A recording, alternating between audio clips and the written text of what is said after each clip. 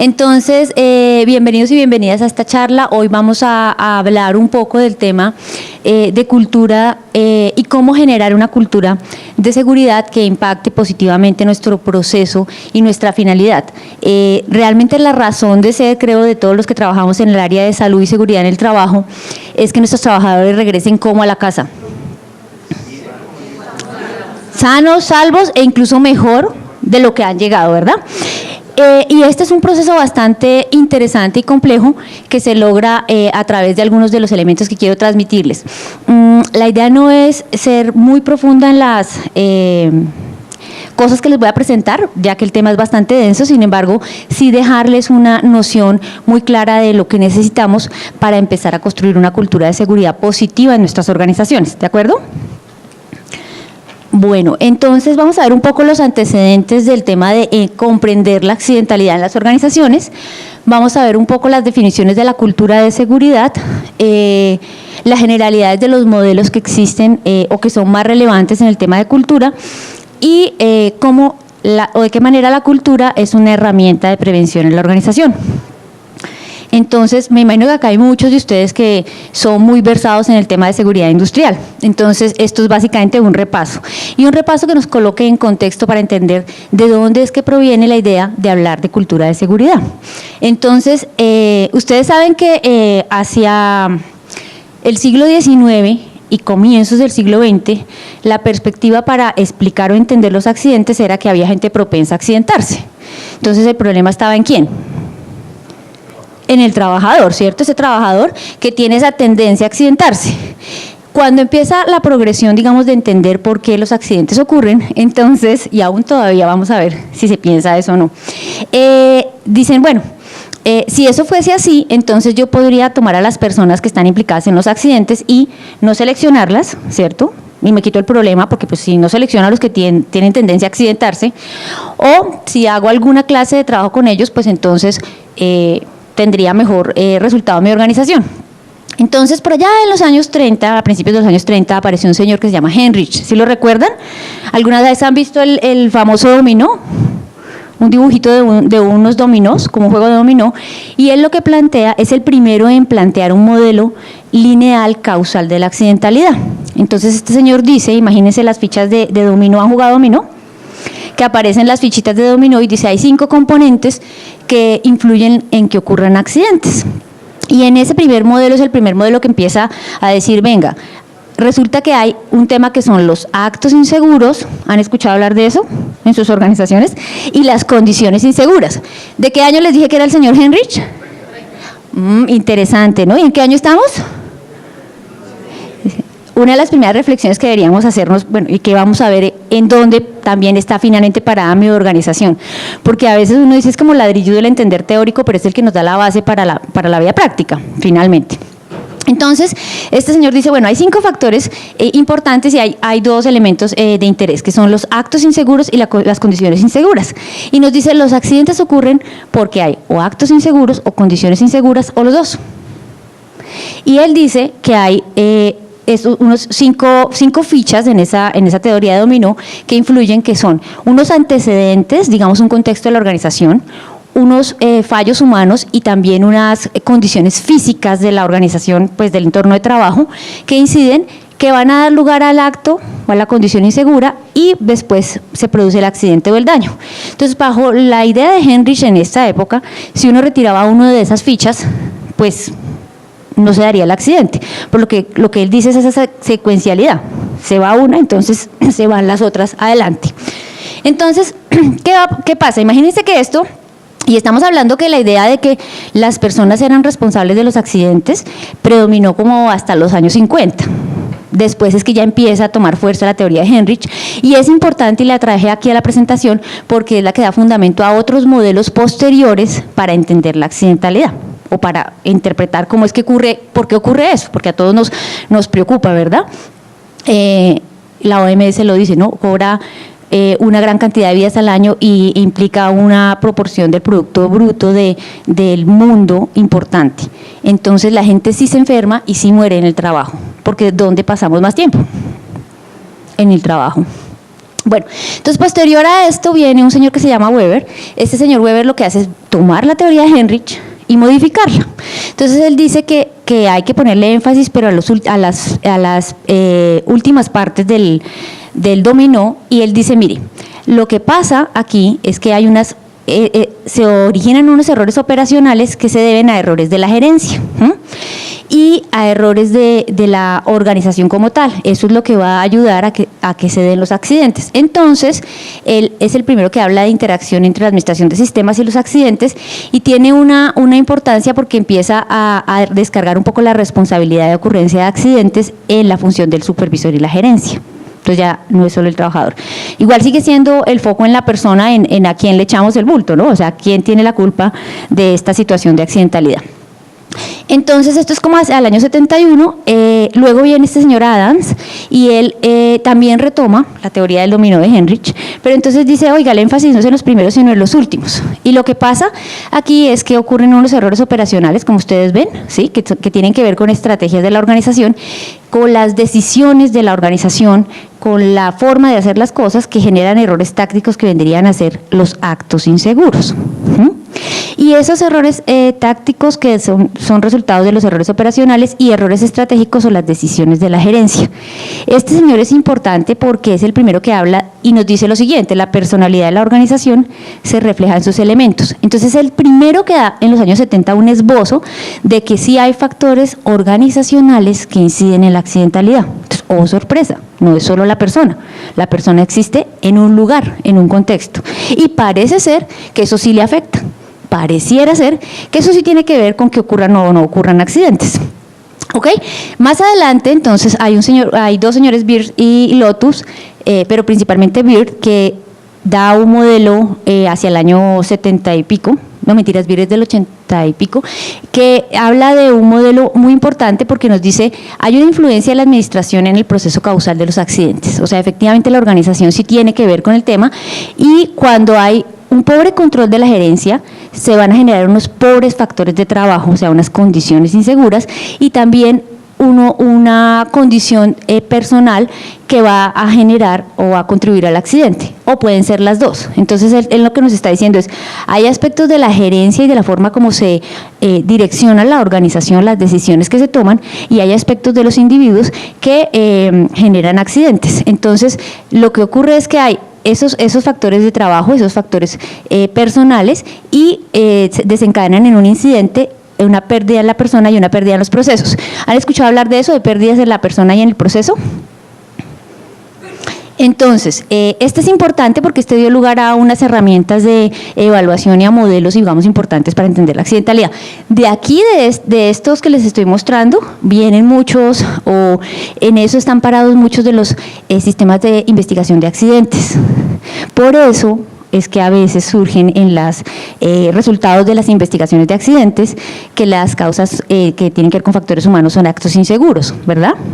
Porque están sustentados en modelos, estos modelos que son pues bastante viejos, obviamente sólidos, pero la invitación es a pensar en dónde estamos nosotros colocando el foco cuando estamos pensando en que no queremos que ocurran accidentes.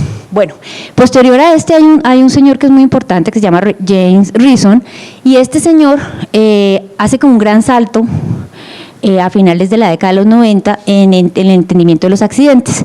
Entonces, Reason retoma el modelo médico de los patógenos y dice al principio que las organizaciones tienen como su propia semilla patógena que va a desarrollar esos problemas como la accidentalidad.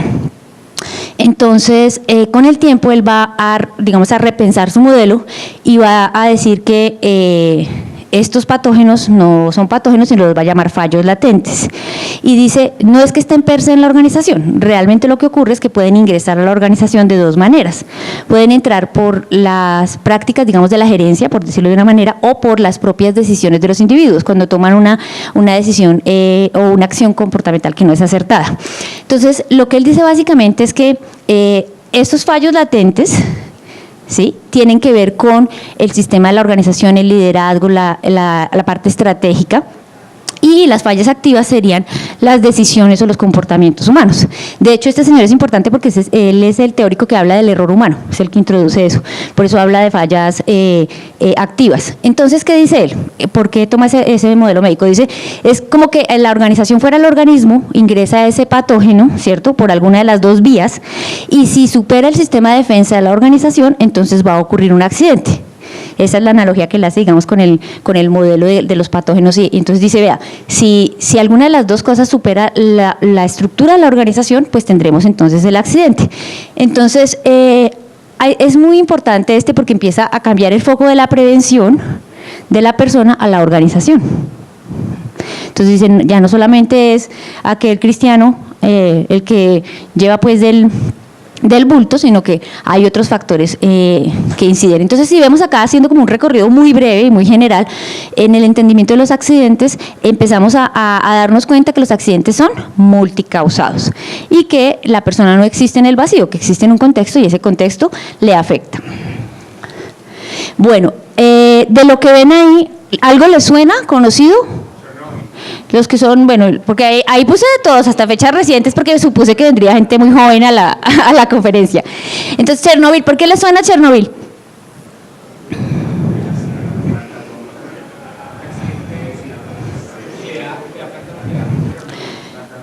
Uno de los peores accidentes que ha tenido la industria, esto viéndolo desde la perspectiva de los accidentes industriales, ¿verdad?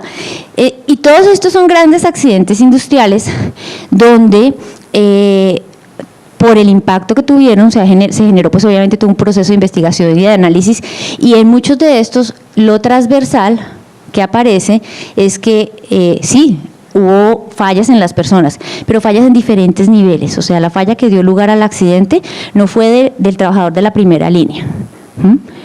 Fue un tema que estaba detrás y que tenía que ver con la organización, las decisiones y las prioridades que hacen las personas en la organización. Por ejemplo, Exxon Valdez es uno de los ejemplos clarísimos donde fatiga, falta de sueño fue la conclusión de la causa del accidente. Chernobyl, como ustedes lo mencionaron, es muy importante, y recientemente que es comparable a Chernobyl, gravísimo, el del Pozo Macondo también, una de las peores contaminaciones esta es la plataforma de BP del Golfo de México, ¿no? ¿Y qué pasó con BP posterior a eso, no? Es otro análisis interesante. Porque BP, ¿por qué brillaba? ¿Por ser estrella en qué? En seguridad, ¿cierto? Interesante que varias de estas organizaciones, creo que si no estoy mal, en Deepwater Horizon, a ellos les habían entregado unos resultados donde mostraban que eran, mejor dicho, estaban en el top, bajo los parámetros que los estaban evaluando semanas antes del incidente. Entonces, Chernobyl, como usted lo mencionó, es muy importante porque a razón de estos incidentes tan importantes industriales, entonces empiezan a establecerse una serie de normas y empiezan a decir, oiga, si la cultura es un elemento predominante, importante en la ocurrencia de accidentes, hay que empezar a tener unos estándares o unos parámetros para saber qué es eso, cómo se genera, cómo funciona en la organización. Ese es el contexto, digamos, importante de estos accidentes. Obviamente, si lo traemos a nuestro contexto diario, pues es la vida de cada uno de nuestros trabajadores, ¿sí? No son Chernobyl, pero si les falta una mano, una pierna o un ojo, su familia sí se verá seriamente afectada. En Colombia hay un contexto legal, digamos, que busca que se den actividades organizadas de gestión en materia de salud y seguridad.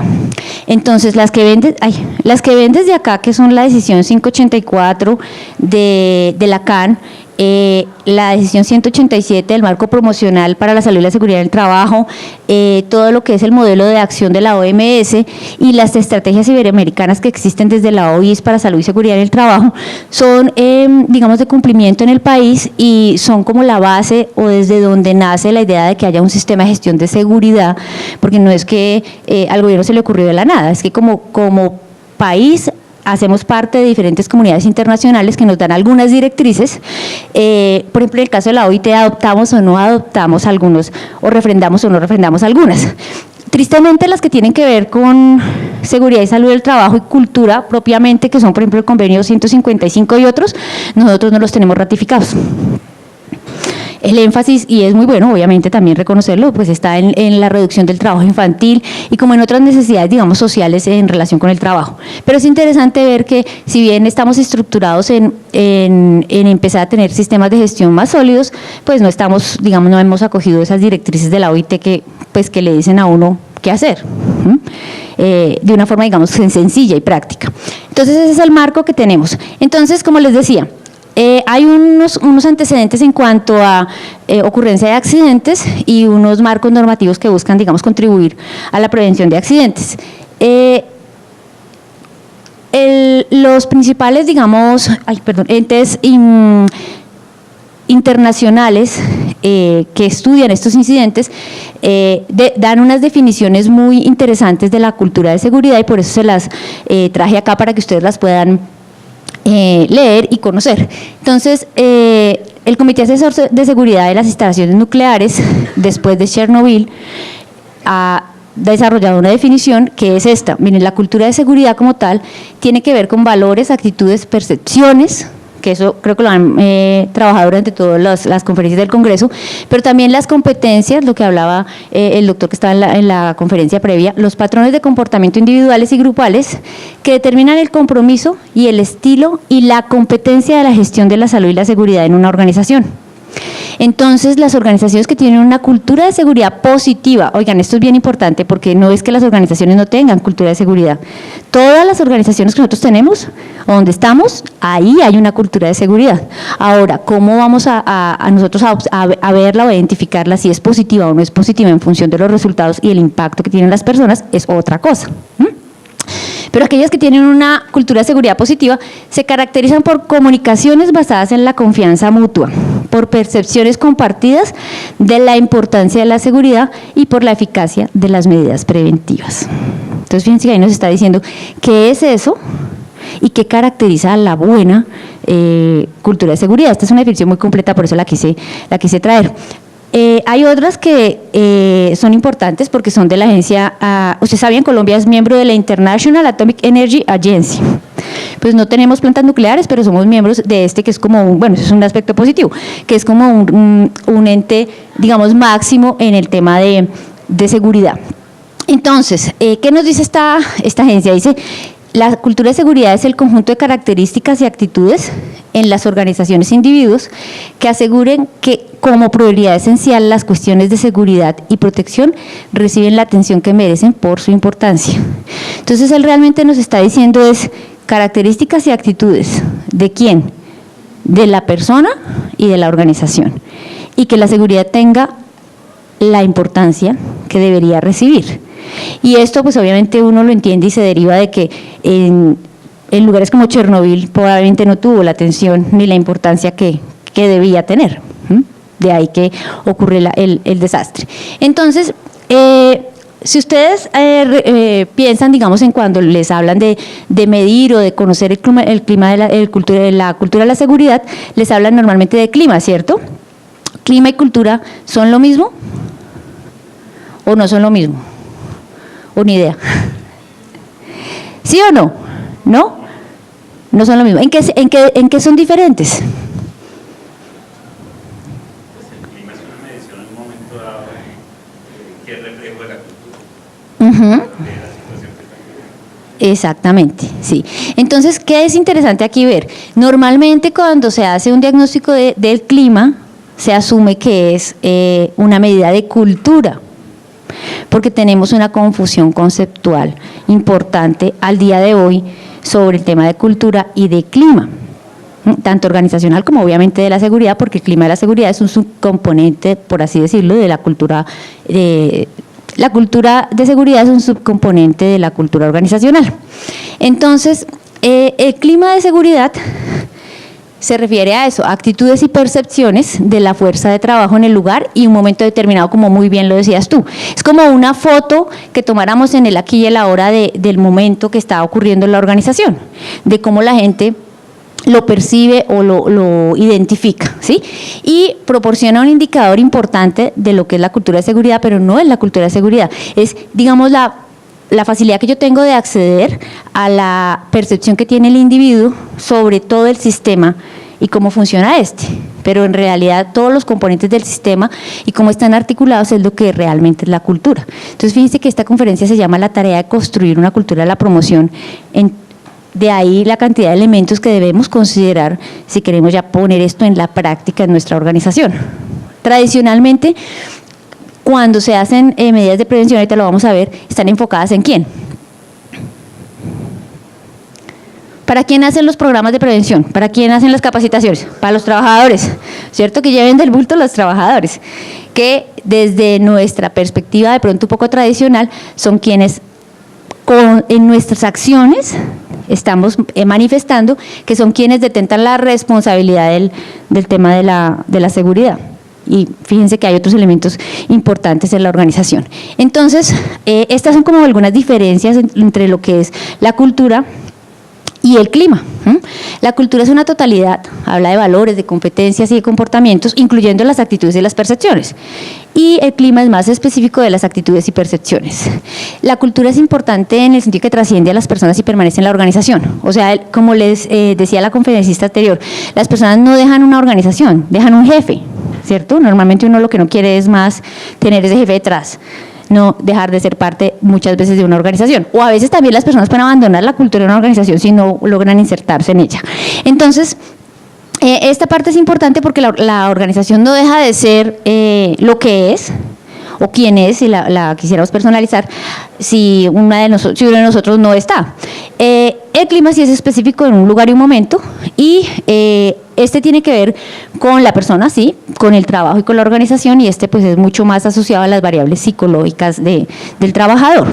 Entonces es importante tener claras esas diferencias para que cuando nos digan, bueno, vamos a ver cómo está la cultura de seguridad en nuestra organización, o cómo vamos a desarrollar una estrategia para hacer una cultura de seguridad, que siempre llaman al de HSE o el de seguridad, porque consideran que es su tarea y para eso le pagan, ¿cierto? Los demás creen teóricamente que no tienen injerencia en el tema. Y creo que ya como hemos visto a través de las conferencias, esto es un trabajo de equipo donde necesitamos las demás áreas de la organización. Seguridad impacta todo, y cultura de seguridad aún más, porque la cultura de seguridad permea la rentabilidad, la confiabilidad, la reputación de una organización. El caso vivido, lo que les mencionaba hace un rato de BP, y qué pasó con BP posterior a este accidente. O cuando hacen licitaciones, por ejemplo, en el sector petrolero, uno de los criterios que se mira es el desempeño en seguridad. Hay evaluaciones del RUC, pero hay otras cosas que uno al estar al interior de la compañía evalúa en la persona digamos en la organización que va a contratar, ¿sí? Quiere un contratista con altos estándares, que teóricamente se alinearía mejor a lo que la operadora tiene, teóricamente. Entonces es importante que ustedes tengan esa claridad para que si van a hacer o a implementar una estrategia de cultura de seguridad, ya en la práctica, con estos conceptos claros, sepan que además de hacer mediciones de clima, y que mediciones que si son una instantánea, pues deben tener una periodicidad, ¿verdad? Porque los seres humanos somos dinámicos, las organizaciones cambian todo el tiempo, las normas cambian todo el tiempo. Hay muchas personas que trabajaban, por ejemplo, en el trabajo en alturas, creo que había alguien de la parte civil, ¿verdad? ¿El trabajo en alturas hace 20 años era igual que lo es hoy? No. Porque tenemos además lo que veamos, un marco normativo que nos cambia la demanda, y porque además esperamos otras cosas de esas personas que están trabajando en alturas. Los operadores de equipos pesados hace, no sé, 15 años, personas con gran experiencia, pero que hacían todos sus movimientos de cargas a ojo. Hoy en día yo he visto personas con amplia experiencia, pero que no pasan los exámenes porque tienen que tener la capacidad, digamos, matemática, una competencia que no se ha desarrollado. Bueno, y eso que ya sería tema de otra conversación, es las competencias de los trabajadores y cómo el sistema educativo y la calidad de ese sistema educativo sí nos impacta, ¿no? Como lo vimos no sé si vieron en el periódico El Tiempo recientemente los resultados de Colombia en capital humano, ¿no? Y cómo estamos de bien evaluados, que es para pensar. Si no lo conocen, los invito a que lo busquen en El Tiempo. Cómo estamos en capital humano, ¿ok? Bueno, entonces, como les mencionaba hace un rato, el tema es cuáles son las aproximaciones tradicionales para hacer prevención, o sea, cómo creemos que podemos evitar accidentes.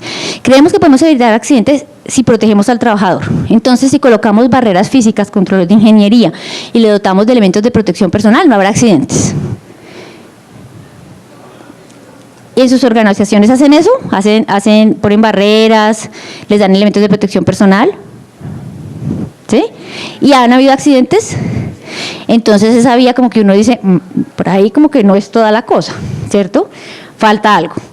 Entonces, bueno, dicen, listo, hay que hacer otra cosa, capacitar al trabajador. Y eso se basa en el supuesto, entonces, de que si la persona tiene el conocimiento y las habilidades, pues va a hacer bien la tarea y no se va a accidentar.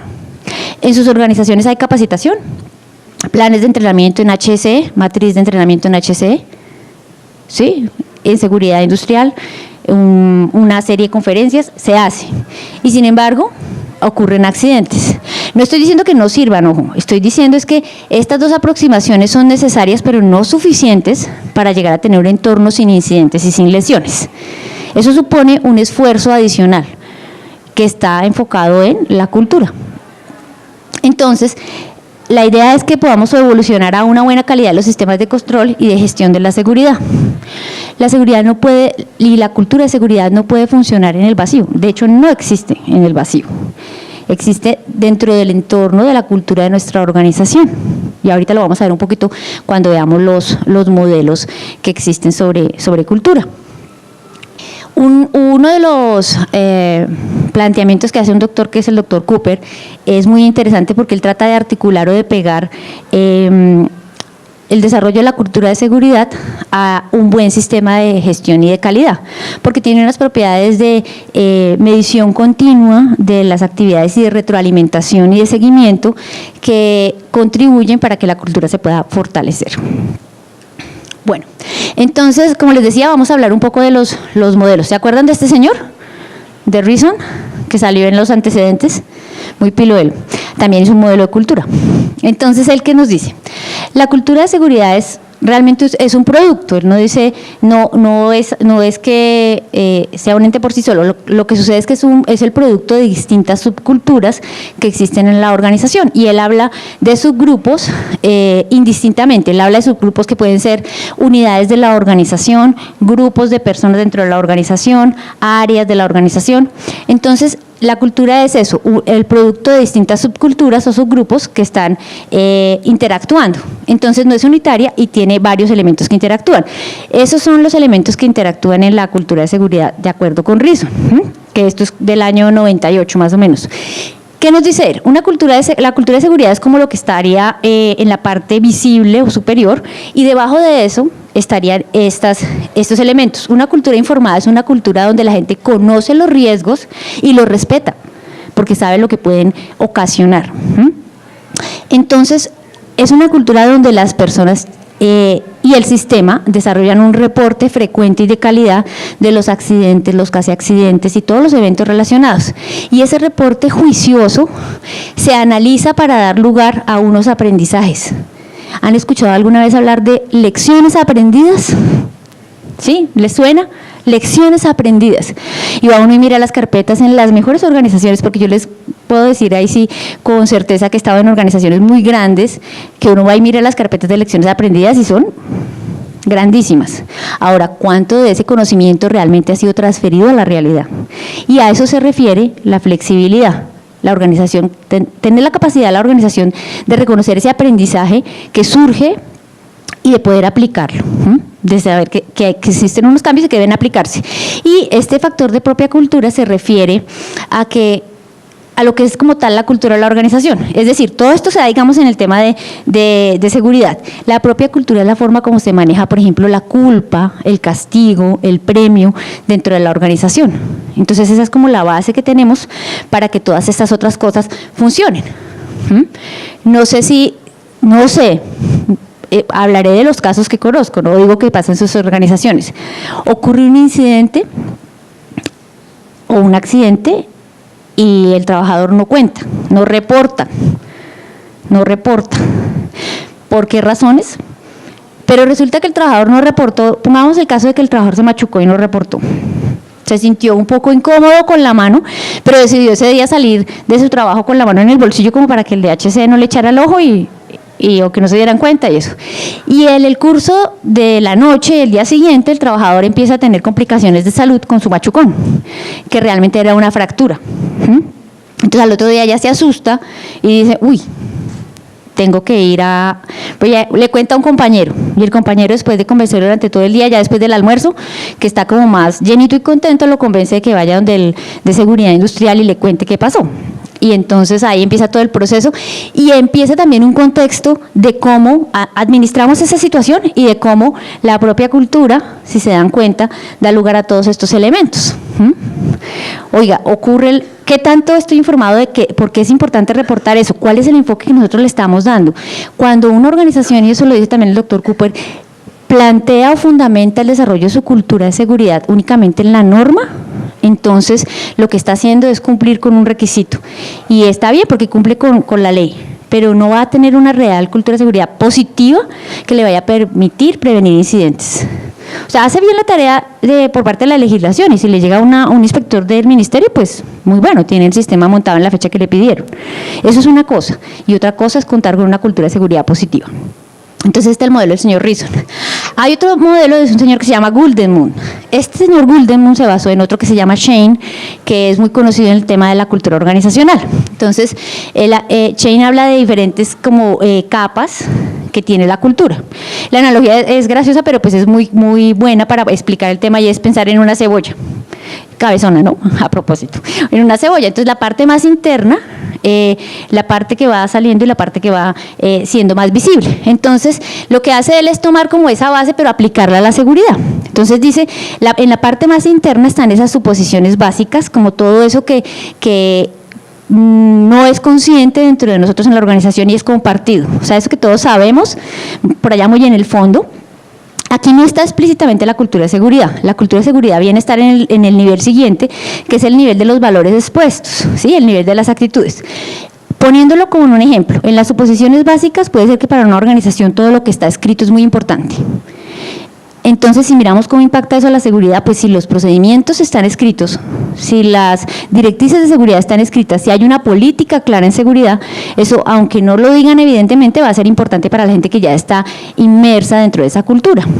Los valores expuestos serían las actitudes, las percepciones, esas creencias de la gente acerca de la seguridad, y los artefactos o la parte más externa o visible sería lo que nosotros podemos y que muchas veces medimos en nuestros sistemas de observación de comportamiento. Usa gafas, usa protectores auditivos, se agacha aplicando la técnica de levantamiento de cargas. Esos son los artefactos. Detrás de eso está todo este otro componente. Si les preguntara, ¿dónde ubicarían el clima? ¿Dónde lo pondrían? Si hicieran una medida de clima, ¿qué estarían haciendo? ¿Una medida en qué nivel en ese modelo de Guldenmoon? Valores expuestos. Entonces, fíjense que esto también es dinámico. Este modelo es bien interesante, ha dado lugar a varias investigaciones, aunque no tiene tanta comprobación empírica como el otro que les voy a mostrar. Pero es muy interesante porque está basado en un modelo de cultura como tal organizacional. Y es importante entenderlo para que cuando uno también vaya a hacer una medición de la cultura, pues diga, ¿en cuál modelo me puedo parar? Por allá me hablaron de eso, entonces venga a ver por dónde la puedo tomar y generar mi herramienta. Algo que decía aquí la colega que me pareció muy valioso es que para la cultura de seguridad también es recomendado, aunque existen muchos instrumentos, que nosotros generemos nuestro propio instrumento. Pero pues no lo vamos a generar de la nada, lo generamos a partir de un modelo que nos ayude a entender qué es lo que vamos a evaluar, ¿cierto? Contra qué parámetro vamos nosotros a comparar las cosas para poder sacar unas conclusiones válidas, pertinentes para nuestra organización. Y finalmente una acción, porque ahí sí, ¿verdad? Para eso nos pagan, ¿no? Siempre van de HCA, ¿qué hacemos? ¿Qué hacemos? Entonces, importante esa parte, ¿ok? ¿Hasta aquí tienen alguna inquietud? ¿No? ¿La confusión está clarísima? Este tema a veces puede ser un poquito denso, pero ya hacia la parte final, que es la práctica, es importante. Señor. Edgar Shane hablaba también de los artefactos y lo mezclaba también con algo de actitudes que también eran comportamientos visibles. El hecho de que la persona tuviera, por ejemplo, un rechazo social o una estigmatización o un llamado de atención de manera pública, él lo tomaba como artefacto y no lo bajaba al nivel de actitudes, que me parece importante pues, tener también esa construcción de artefacto que también no era todo lo visible, decía Edgar Shane, que se veía en una cultura organizacional y también en prevención. Esa parte de comportamientos y cómo se le da la resolución a esa parte de conflictos que lo dejaba en la parte de artefactos. Sí, gracias por tu aporte, es muy valioso.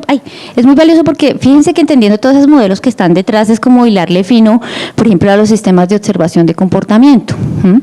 Son muy efectivos cuando son bien realizados. Creo que ustedes tuvieron una conferencia al respecto. Está comprobado que funcionan para reducir la accidentalidad bajo ciertas condiciones, que imagino les habrán dado las precondiciones, digamos, para tener un pronóstico positivo de implementar seguridad basada en el comportamiento. A veces tenemos males más profundos en la organización que pueden estar haciéndose visibles en esos comportamientos inseguros frecuentes y pretendemos con una intervención, digamos, de este orden, afectar algo de otro orden. Entonces a veces la gente dice, pero yo implementé eso de seguridad basada en el comportamiento y no me sirvió. Espere, revisamos en qué contexto y cómo lo está desarrollando y quién es la organización o qué condiciones tiene la organización para haber decidido entrar en esa estrategia. O fue porque alguien le dijo, no, eso es buenísimo. O ya cuando estuvo desesperado dijo, ya no sé qué más hacer porque ya les di capacitación, ya les di EPPs. ¿Recuerdan en los enfoques tradicionales desde dónde estamos todavía parados en nuestra organización? ¿Ustedes se acuerdan de la definición de locura de Einstein? ¿Sí la recuerdan?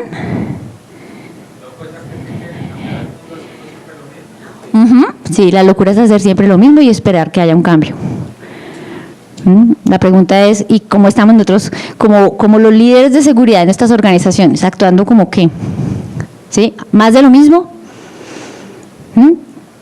Y la reflexión es esta, ¿no? Es la idea, digamos, de que estemos aquí en este congreso y de que miremos cómo innovar, que no es nada fácil, pero tenemos herramientas y elementos que nos van a contribuir. Bueno, hay otro señor que es este señor Cooper, él tiene unos planteamientos muy interesantes, si tienen la oportunidad de leerlo, es muy, muy interesante. Entonces él habla de unos elementos de la cultura de seguridad.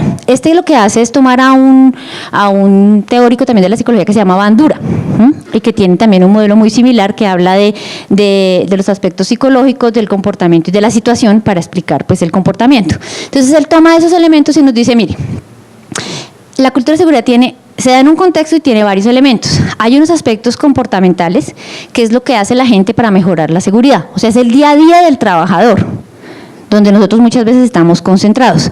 Hay unos aspectos situacionales que es el quehacer de la organización frente a la seguridad. Entonces ahí están todas las políticas, normas y directrices de seguridad. Y todo esto tiene que ver con unos aspectos psicológicos que es como la gente piensa y siente acerca de la seguridad, los corazones y las mentes. Me parece muy bonita esta perspectiva porque él dice, mire, uno si no se ha ganado esta parte, pues difícilmente trabaja las otras. ¿Qué dice él? A veces nosotros centramos nuestros esfuerzos en esto, ¿cierto?, en los aspectos comportamentales. Podemos ser o no robustos en directrices y tener ahí una situación de qué tanto esas directrices son conocidas, comprendidas, claras, aplicadas desde la gerencia. Y lo que él dice es, y esta parte que es la que nos parecería a nosotros la más difícil, pues mire que no es tan difícil, porque una vez que usted tiene esta parte organizada, eso le da un parámetro o un contexto de comportamiento al individuo, la conducta esperada al individuo. Y cuando el individuo transforma su comportamiento para evitar la disonancia, o sea, como que no le cuadra, empieza a ajustar sus actitudes y percepciones. Listo, entonces, ¿qué dice este señor Cooper? Bueno, él habla de estos elementos de la seguridad y él plantea un modelo muy interesante. Mire lo que dice. Esos 3 elementos que les acabo de mostrar son las entradas, los corazones y las mentes, las acciones diarias y las guías de seguridad. Esas serían las entradas para el sistema. ¿Qué pasa? Esas entradas se transforman en función de ¿qué? De un proceso que tiene que ver con las metas de la compañía, las expectativas y las prácticas de la gerencia. O sea, el elemento de liderazgo que ustedes trabajaron bastante en este congreso es fundamental. El producto de eso es la cultura de seguridad. Entonces lo que dice este señor es que más o menos usted coloca estos ingredientes y él pone un ejemplo muy, muy práctico, es usted los pone dentro de un vaso como si fueran 3 elementos y con lo que usted mezcla es el liderazgo. Entonces, entre usted más mezcle, pues ¿cómo será la solución? ¿De qué calidad ustedes qué creen? ¿Mejor o peor? Mejor, ¿cierto? Entre más lo mezcle, si usted le echa el azúcar a su cafecito y no lo mezcla, pues cuando lo toma al final está ahí todo el azuquitar, ¿cierto? Pero si usted lo mezcla, entonces usted tendrá un mejor resultado. Y el liderazgo es ese elemento que hace como esa función de darle cohesión a esos elementos. Y dice él, entonces, la cultura de seguridad será el grado observable de esfuerzo que tienen todos los miembros de la organización para dirigir su atención y sus acciones a mejorar la cultura de seguridad en las acciones diarias. O sea, en lo que ocurre en el día a día. Entonces, el modelo es bien interesante y se los coloqué acá. ¿Cómo les parece que hay una cosa que se llama el American Petroleum Institute, el API, no sé si lo han escuchado mencionar, lo adoptó como un modelo formal para entender cultura. Y también se volvió un estándar ANSI, considerado estándar por la American National Standard Institute. Son instituciones, digamos, como muy fortalecidas en seguridad en Estados Unidos, que los han adoptado como modelos para entender la cultura. Entonces, también teniendo nosotros esa claridad, sabiendo que el liderazgo es un elemento muy importante, podremos empezar a delinear quiénes son los actores en la intervención que yo voy a desarrollar para generar una cultura de seguridad positiva. Es muy importante eso, lograr el apoyo y el compromiso real de la gerencia. Si la alta dirección no cree en el desarrollo de una cultura de seguridad y de promoción, de ahí para abajo, no será posible. No porque no tengamos la gente con las capacidades para desarrollar las actividades, sino que finalmente el parámetro que los trabajadores toman, pues siempre es lo que los jefes plantean. Por ahí dicen coloquialmente que el que manda, manda, aunque mande mal, ¿cierto? Es decir, ellos se ajustan a la expectativa de lo que el jefe está esperando. Bueno, entonces la cultura de seguridad, pues como estamos viendo, es un subcomponente de la cultura organizacional. Está la persona, está el trabajo y están las características de la organización. Y en la intersección de todo esto está la cultura de la organización. ¿Qué pasa? Las prácticas de seguridad y de salud afectan e impactan a la cultura y al revés. O sea, esa es una relación en dos sentidos. La cultura que se origina a través de esta interacción, la cultura de la organización afecta a la cultura de seguridad. Son todas esas prácticas. ¿Hasta aquí alguna inquietud? ¿No? Ok. Bueno, entonces ya vamos a hablar un poco de la cultura de seguridad como herramienta de prevención, digamos ya separándonos un poco de los modelos. Esta parte de los modelos, como les decía, y es el último énfasis que hago, realmente es importante tener esa claridad conceptual, porque es desde ese punto donde ustedes pueden derivar intervenciones con un sentido específico y saber pues los resultados que encuentren o el diseño que hagan, a qué los va a llevar, qué conclusiones pueden sacar, bajo qué parámetro, digamos, califican. Porque, por ejemplo, las auditorías uno sabe que hay una norma, ¿cierto?, un parámetro contra el cual lo van a uno a medir. Igual ocurre con este tema, uno debe tener claro el parámetro contra el cual se va a medir y en qué medida va a sacar entonces conclusiones relacionadas con el tema para pues que sean de utilidad para la organización. Entonces, la cultura, como hablábamos hace un rato, los comportamientos de los trabajadores no se dan en el vacío. La cultura es la que va a dar el contexto para que las personas actúen. Es ese marco, ese escenario dentro del cual las personas van a desarrollar sus acciones. Tiene un papel importante porque va a conectar diferentes componentes de la organización para lograr objetivos. Es decir, aquí no solamente seguridad, como lo decía el conferencista anterior, es un tema que debe estar integrado a todo lo que hacemos en la organización. O sea, no es un ítem aparte, es un ítem que viene inclusive desde el diseño. Yo he trabajado en proyectos donde hemos gastado gran parte del tiempo en planeación y la seguridad ha sido un elemento clave, seguridad en el diseño. De hecho, hay un proceso, entonces dicen, pero ¿cómo van a meter seguridad en esa fase del proyecto si estamos en diseño? No, claro, es el momento de pensar que si esas válvulas son de acá o las vamos a traer de otro país. O sea, bajo qué estándar están diseñadas, porque es que no es lo mismo que hagan una herramienta para una persona con una antropometría diferente porque es norteamericana y suelen medir, pues tener una estatura diferente a la nuestra, por ejemplo, ¿sí? Entonces, ¿de dónde vienen nuestros insumos y cómo los vamos a diseñar y organizar para que el día de mañana no digan, no, es que ese trabajador todos los días se trae un butaco y se sube y está loco y se agarra y le da 3 vueltas a la válvula y se pasa por donde no es, y una cantidad de cosas que miren desde dónde comenzar, desde el diseño de la facilidad, desde el diseño de la instalación. Entonces, importante darnos cuenta cómo se conecta con los diferentes componentes de la organización y cómo debe estar presente, digamos, en todas las fases o en todas las actividades. Si nosotros no tenemos una buena conexión con los de suministros, entonces para los de suministros es relevante traer, no sé, válvulas, cemento, o sea, el objeto que nosotros necesitamos para hacer nuestra producción, pero no es importante hacer un pedido de cascos, ¿para qué? O de gafas, que son las cosas más básicas. De ahí para adelante calcule cuando uno necesita otro tipo de protección personal más especializada porque está expuesto a otros peligros distintos. Orienta el comportamiento de los integrantes en el trabajo diario, entonces es ese que es bien visto y que no es tan bien visto dentro de la organización. No sé si les ha pasado que uno cuando llega a un sitio de trabajo empieza a observar, cuando es nuevo, sobre todo en un empleo, ¿cierto? El primer día uno está observando cómo son las personas, cómo interactúan para buscar ¿qué? Ajustarse, ¿cierto? Ajustarse al sitio de trabajo y poderse, por ser parte de ese sitio de trabajo de una forma, digamos, adaptativa, funcional. Si todos tienen la práctica de tomar tinto a las 10 de la mañana, yo no voy a llegar el segundo día de trabajo a decir, no, pero perdón, a las 10 de la mañana no, y además va en contra de la productividad y el tinto es mal para la salud, pues no voy a hacer eso, no va a ser adaptativo.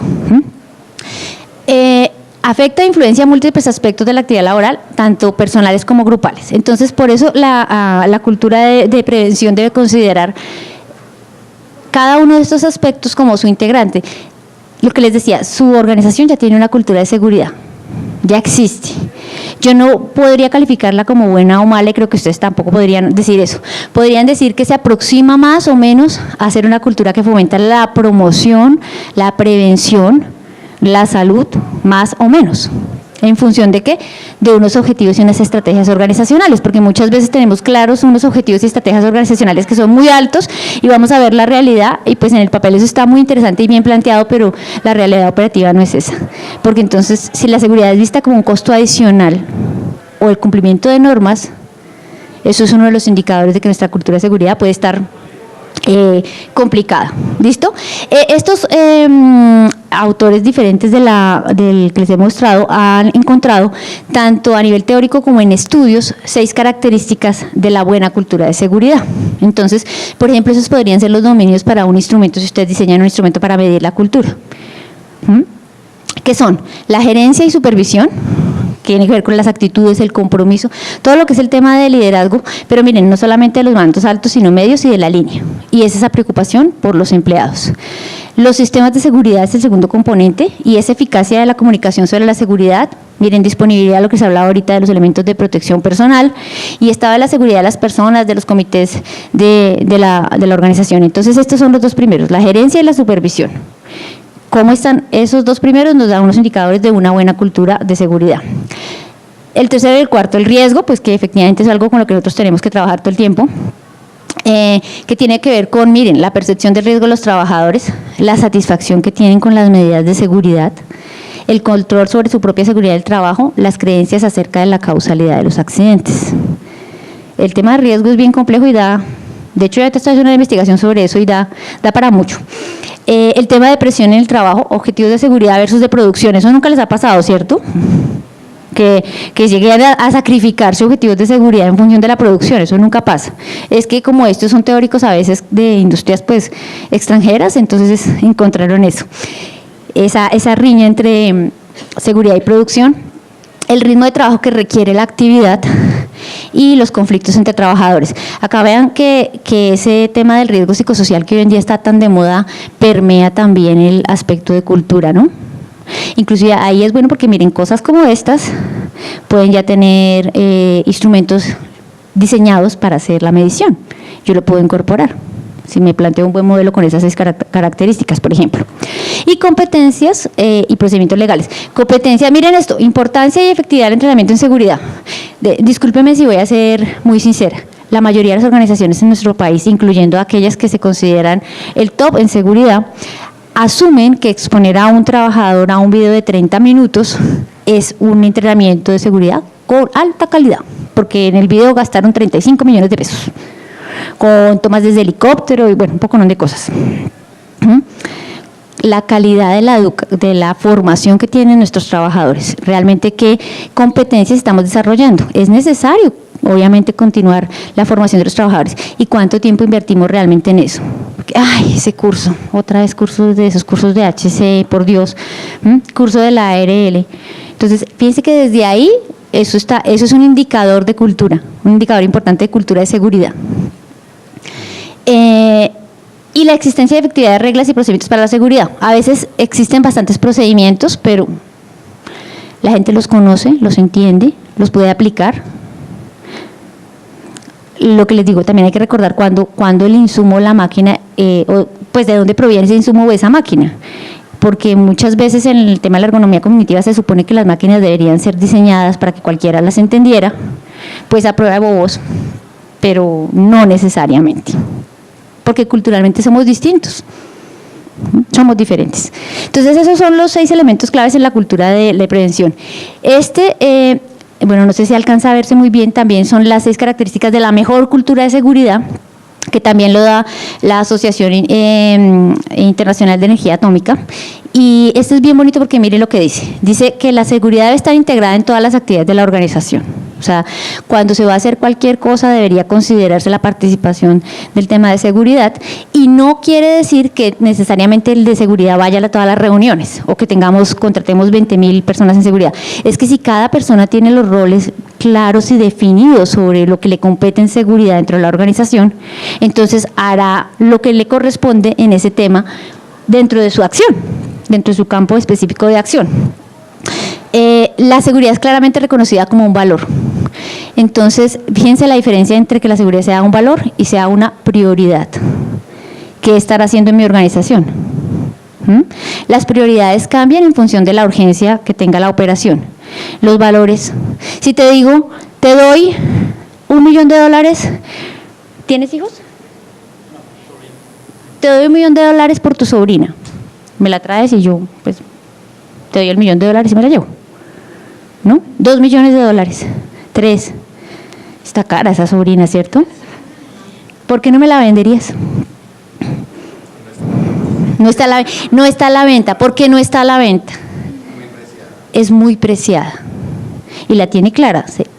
Inclusive triplicándole la oferta me dijo no está a la venta. La seguridad tendría que alcanzar ese estatus en los directores. No es negociable porque es un valor, no una prioridad. Una prioridad que compite con la producción.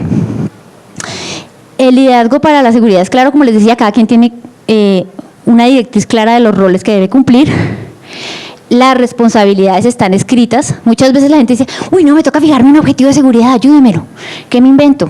No, es que pues sí debe tener participación, pero la organización desde su estructura debe haber pensado en qué espero de ese cargo en materia de seguridad, porque es el supervisor que está frente a la gente que se expone a las máquinas más peligrosas, es que le pueden quitar la vida, lo pueden dejar con una incapacidad permanente. Y la seguridad direcciona los aprendizajes, lo que hablábamos un poco de la calidad del entrenamiento y de cómo realmente podemos detectar qué necesita la gente para poder hacer bien su trabajo, saber qué, saber en el saber y saber hacer qué, que finalmente ayuda para que, como casi todos operamos por heurísticos, o sea, como por reglas prácticas para hacer las cosas, pues que esas reglas prácticas tengan un fundamento. Para eso es que nos hacen los simulacros de seguridad. ¿Han estado en simulacros de seguridad? Ahora que ocurrió, por ejemplo, lo del terremoto, ¿han estado en simulacros? Puede ser que no sepamos cómo vamos a responder en ese momento precisamente, pero sí nos va a dar la posibilidad de que cognitivamente y cerebralmente tengamos una reserva de información que aparezca en el momento y nos dé una guía para la acción, que es mejor que no tener remota idea de qué hacer en caso de una emergencia. Puede que yo me bloquee, pero por lo menos ahí en la cabeza empiezo a pensar como qué fue lo que me dijeron en el entrenamiento, coja para dónde, busqué a quién. Por lo menos estoy lleno de preguntas, pero tengo de dónde hacerme las preguntas. De ahí el valor de que la gente participe de una forma comprometida en los simulacros. Entonces, esto, que esté integrada con todas las actividades, que sea claramente reconocida como un valor dentro de la organización, que haya un liderazgo claro, eso es muy importante, que hayan responsabilidades claras y que sea una directriz o algo que direccione el aprendizaje, que esa matriz de entrenamiento no provenga del HS o el de seguridad sentado en su escritorio pensando que será lo mejor para cada quien, sino que realmente ese entrenamiento aporte las competencias necesarias en todo sentido para que el trabajador desarrolle su trabajo de forma segura. Entonces, ¿qué les recomendaría yo si quieren ustedes empezar en esa tarea bien linda e interesante de trabajar la cultura como herramienta de prevención? Primero, pues identificar el estado actual de la cultura y hacer un abordaje desde varias perspectivas y fuentes, es decir, no quedarnos, como nos decían antes, con solamente los instrumentos, de pronto plantear unos instrumentos propios para su organización y no solamente hacer encuestas. Miren que sentarse con los trabajadores, no hay nada más enriquecedor en información que sentarse a hablar con los trabajadores. Y eso puede ser obviamente estructurado o no tan estructurado. Puede ser que usted haga un taller, un grupo focal, que eso sería de pronto con la dirección de alguien que le colabore en recursos humanos, pero de pronto digamos que usted no tiene toda esa riqueza metodológica, pero sí tiene sus hipótesis con relación a la cultura y tiene como llevarles un agua, una gaseosa, un tinto, lo que sea, y sentarse y escucharlos y saber qué piensan, qué creen acerca de la seguridad y de cómo está funcionando en la organización. Esas son las primeras aproximaciones para uno poder empezar a mirar hacia dónde quiere orientar su cultura. Lograr el apoyo y el compromiso de la dirección, que creo que se los he repetido todo el tiempo, el liderazgo es un elemento fundamental, fundamental. Si el líder no está realmente convencido con esa convicción que nos decía el compañero de no está a la venta, pues de ahí para abajo va a ser un poco difícil. Involucrar a todas las personas de la línea en el proceso. Desde que comienza, si ustedes van a hacer formalmente un análisis de cultura, entonces contarle a la gente que es, inviten los que estén en el curso, que estén en la retroalimentación del proceso, que hagan parte de todo el proceso, porque en eso fallamos mucho la gente que trabajamos en seguridad y salud. Vamos y le sacamos información a la gente y nunca volvemos a retornar. Díganme si no les ha pasado eso. Con muchas cosas, con muchas herramientas de medición, inclusive para obtener información para los sistemas de vigilancia.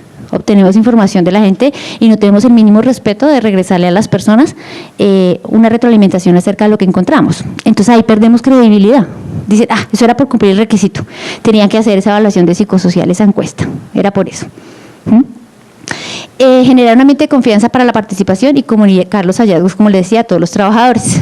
Entonces ya para concluir vemos cómo va transformándose el tema de la cultura de prevención. Es cambiar el foco de interés.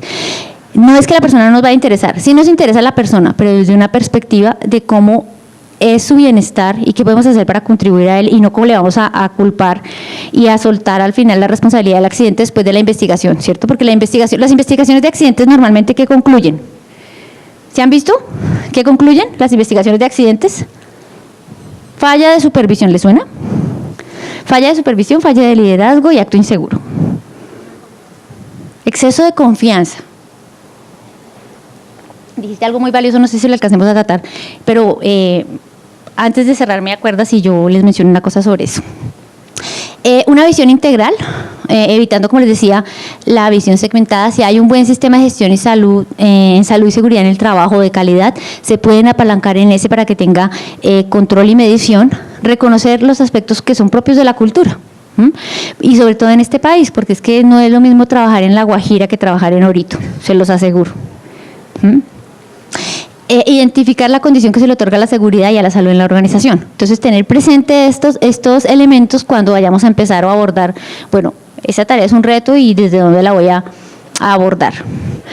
Medición continua de los avances, tengan acciones en el corto plazo y sean consistentes, o sea, no se esperen a que recorra todo el proceso para empezar a retroalimentar a la gente, sino váyanlo haciendo en el curso. La participación pues de todos los grupos, y esto es muy importante, miren, lograr la cultura positiva de seguridad y la salud es una jornada, es diario. Importantísimo que tengamos claro que no va a ser un programa ni un proyecto, porque se nos cae la cultura. Acá hay gente muy joven y gente pues que no pertenece a la ciudad en la que yo vivo, pero creo que todos conocemos a Antanas Mocos, ¿verdad? Antanas Mocos durante su alcaldía generó unas transformaciones interesantes en la persona y en una masa muy grande y crítica, digámoslo así. Sin embargo, esas transformaciones, ¿por qué no fueron sostenibles? Porque los programas y las actividades se pararon. Igual nos pasa con los trabajadores, o sea, en la medida en que ustedes bajen la guardia, muchachos, le estamos abriendo la puerta al accidente. Entonces es muy importante saber que la seguridad es una jornada, o sea, cada día que me levanto, mi meta es que mis trabajadores regresen sanos y salvos al trabajo, y cada acción que yo construyo es para hacer un aporte positivo a la seguridad, y tengo que tener unos aliados en la gerencia para que eso sea posible. Entonces, antes de terminar, en relación al comentario que tú hacías sobre el exceso de confianza, la complacencia es uno de los factores críticos que nos indican que nuestra cultura de seguridad está cayendo. ¿Qué es complacencia? Cuando nos conformamos con los entrenamientos y sistemas que ya tenemos, o cuando aquellas cosas que realmente uno con la experiencia ya sabe cuáles son desvíos o hacia dónde puede conducir eso y callamos.